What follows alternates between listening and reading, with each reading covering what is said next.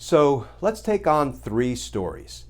First, the crimes of Donald Trump's lawyer, John Eastman, exposed. Second, Ginni Thomas, the wife of Supreme Court Justice Clarence Thomas, will she or won't she testify? And third, the Department of Justice demands all January 6th committee witness transcripts. Let's unpack it all, because justice matters.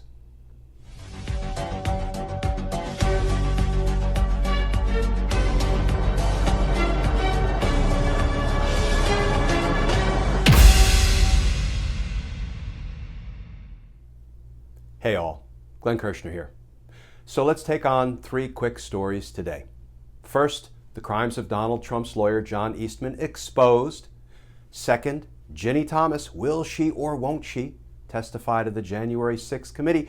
And third, the Department of Justice writes an unusual letter demanding all witness transcripts from the J6 committee. Let's start with the John Eastman story. Here's the headline from The Independent.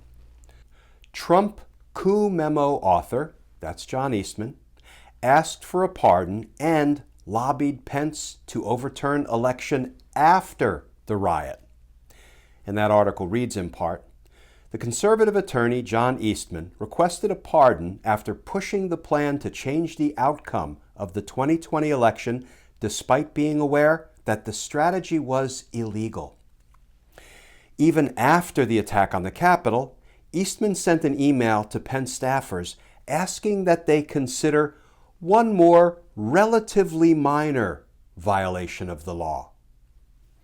So not surprisingly, Eastman emailed Trump's personal lawyer, Rudy Giuliani, to say that he should be on the pardon list if that is still in the works. So John Eastman knew that his coup plan violated the law, emailed something to Pence's team even after the riot saying, you know what, in for a penny, in for a pound, my characterization. You already violated the law, so why don't you just violate one little additional provision so we can install Donald Trump unconstitutionally for a second term? And then, of course, knowing he committed crimes, he asked to be on the pardon list. All I'm going to say about John Eastman is that if there's any justice left in America, he will very soon be a guest of the Federal Bureau of Prisons. Let's turn to Ginni Thomas, wife of Supreme Court Justice Clarence Thomas. Here's the headline from MSNBC News. Embroiled in controversy, Ginni Thomas agrees to January 6 testimony. That article reads in part, Virginia Thomas urged White House chief to pursue unrelenting efforts to overturn the 2020 election, texts show.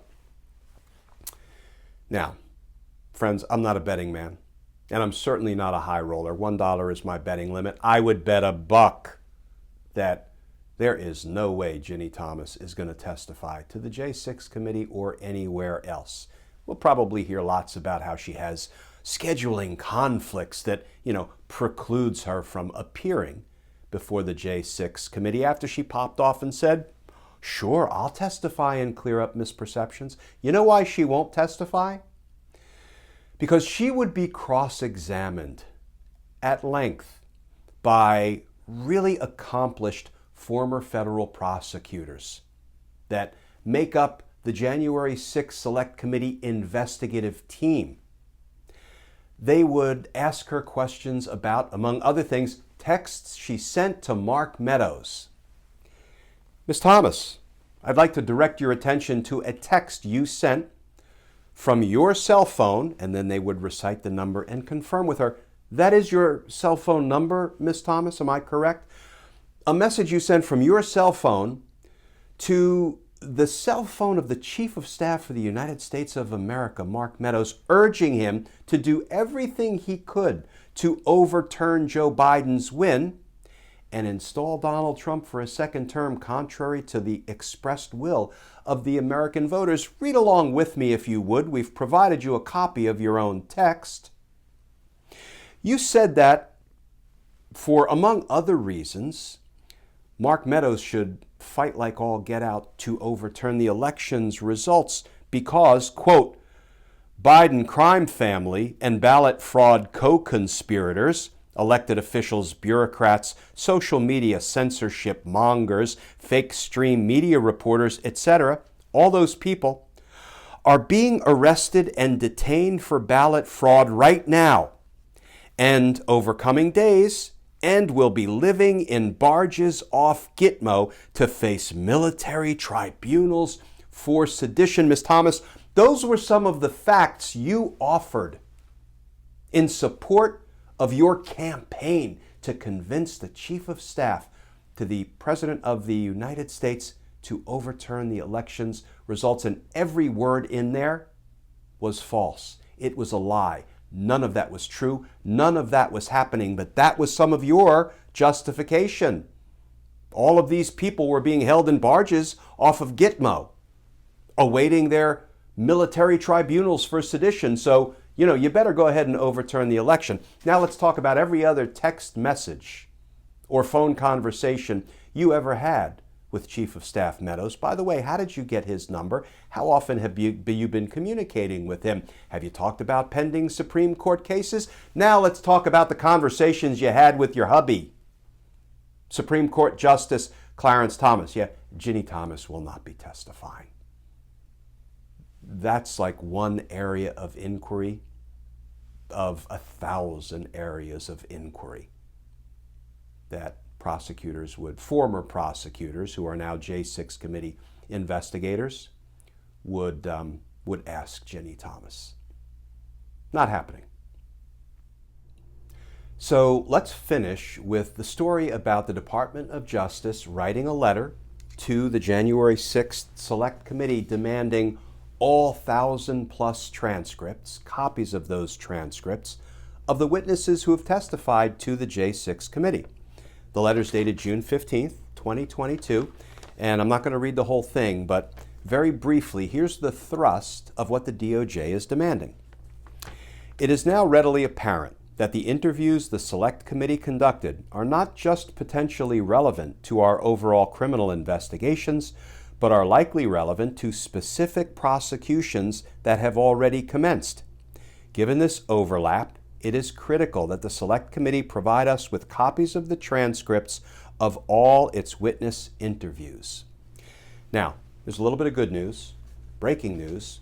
The New York Times just published a piece saying it looks like the Department of Justice and the J6 Committee have smoothed over their problems, and the transcripts will soon be going from the J6 Committee over to the Department of Justice.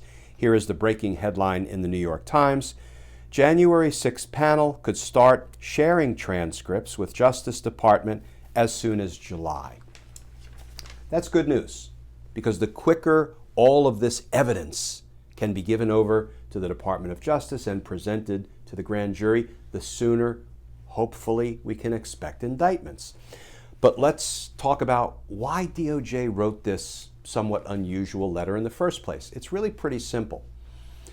Ever since January 6th, the Department of Justice has been investigating the crimes at the Capitol and beyond. And they've been presenting witnesses to the grand jury. But because the grand jury proceeding is secret by law, no one knows what witnesses have appeared before the grand jury. We're beginning to learn which witnesses have appeared before the January 6th Select Committee, because we're now in the public hearings phase, and we're seeing some of these witnesses testify live. We're seeing the videotaped testimony of some of these witnesses. But the J6 Committee doesn't know precisely what witnesses or all of the witnesses who have appeared in the grand jury. And the grand jury presentation is really important because prosecutors want to be confident that if, let's just say, witness number 1 testified before the grand jury and laid out all of the crimes of Donald Trump, and the DOJ is going to use that testimony and obviously other evidence and testimony from other witnesses to indict Donald Trump, they have to be really comfortable and confident that they got the whole story from W1. What if W1 also testified to the J6 committee under oath for hours?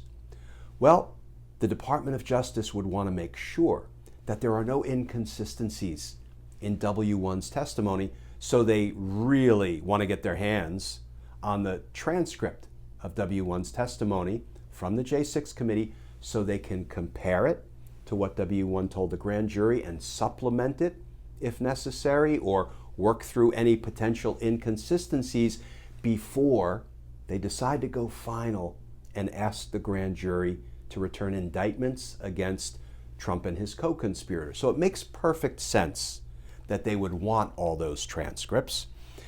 Also, there's this thing called Brady, and we got to go to Team Justice Law School class for just 2 minutes, so please bear with me, friends. Hang in there. There is a Supreme Court case, Brady versus Maryland, and it stands for the proposition that if the government has exculpatory information, that is, information that could be helpful to the defendant that we're prosecuting, it could help exonerate them, or it could be relevant to their sentence, maybe reduce their sentence if the government had evidence that impacted the sentence of the person that was being prosecuted or sentenced. We have a constitutional obligation to get that evidence and give it to the defense so they can use it in their defense at trial or at their sentencing hearing. Now, I don't want to go too far down into the criminal justice weeds, but that Brady doctrine, that responsibility of the government to give that kind of evidence over to the defense, it really only operates within the executive branch. That is the Department of Justice, the FBI, the law enforcement agencies, the prosecutors. It doesn't really cross co-equal branch of government lines. So there are actually cases that say, well, if there's really good exculpatory, helpful information over here being held by Congress, technically that information is not in the possession of the executive branch, the prosecutors, the law enforcement agencies. So they don't really have an obligation, a constitutional obligation, to get it and give it to the defense. But you know what? I don't think our federal government writ large should hang its hat on that kind of detail.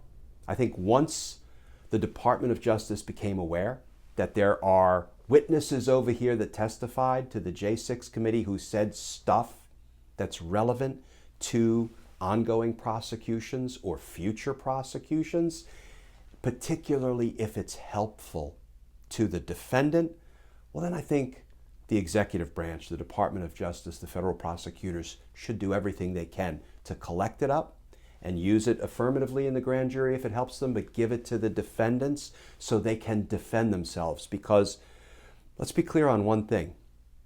Even Proud Boys and Oath Keepers and insurrectionists have a right to a full and fair defense. And if it means the government making sure it grabs hold of helpful information and they disclose it in the spirit, if not the letter, of the Brady case, then we should be doing it. That was a long, deep dive explanation, so I hope you're still with me because I'm going to finish up now, friends. So there are lots of reasons that DOJ wanted these transcripts, and it looks like they will get them as early as July, just around the corner. But I want to finish with one sentence that kind of irks me because, I can't be all pro-DOJ or all anti-DOJ. I have to call it the way I see it, and there's something in this letter that I saw that irked me. And it's this sentence. The Select Committee's failure to grant the department access to these transcripts complicates the department's ability to investigate and prosecute those who engaged in criminal conduct in relation to the January 6th attack on the Capitol. Okay, I'm going to knock DOJ down a peg or two for this one, for choosing that language.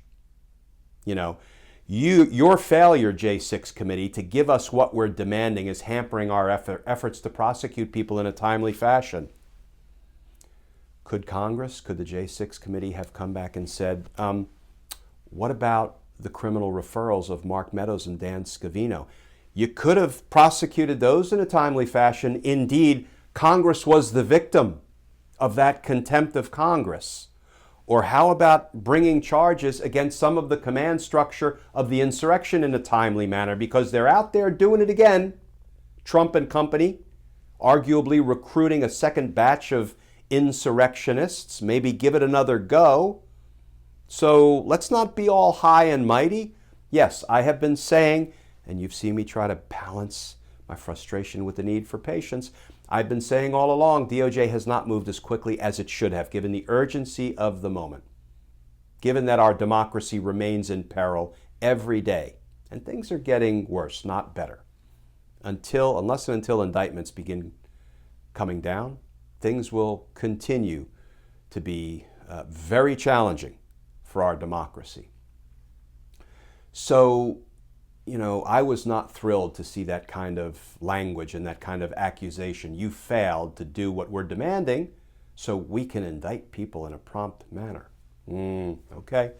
All right. I'm going to move away from that now. I think I've made my point. But, this letter and the back and forth between the executive branch and the legislative branch, between the Department of Justice and the J6 committee, I actually see as sort of healthy flexing of co-equal branch of government muscle. That's what they're saying. Benny Thompson said, "Thank you very much. We've worked our tail off to get these 1,000+ witnesses in to testify and subpoena countless documents, and now we're mid-presentation to the American people of what we've found. So I appreciate this is now an emergency to you, but we are a co-equal branch of government." I'm actually a little surprised, friends, that Benny Thompson didn't await a DOJ subpoena. It looks like they've worked through accommodation, which is a buzzword when it comes to the co-equal branches of government trying to work together for the common good to reach solutions that both branches could live with. Looks like they have reached one, and they'll be giving over transcripts as early as July. So I think it's good that they have worked through the accommodation process, and they're going to give the Department of Justice what it needs to move forward in its investigations and with its indictments and with its pending prosecutions by giving them access to all of the information that the January 6th committee has developed. And my hat's off to Representative Benny Thompson and Representative Liz Cheney and all of the members of the committee and their investigative staff for doing the extraordinarily hard work that they have been doing since the J6 committee was impaneled. And ultimately, I'm glad they reached this accommodation. And I think I know why they reached this accommodation. Because justice matters. Stay tuned, friends. Please stay safe. And I look forward to talking with you all again tomorrow.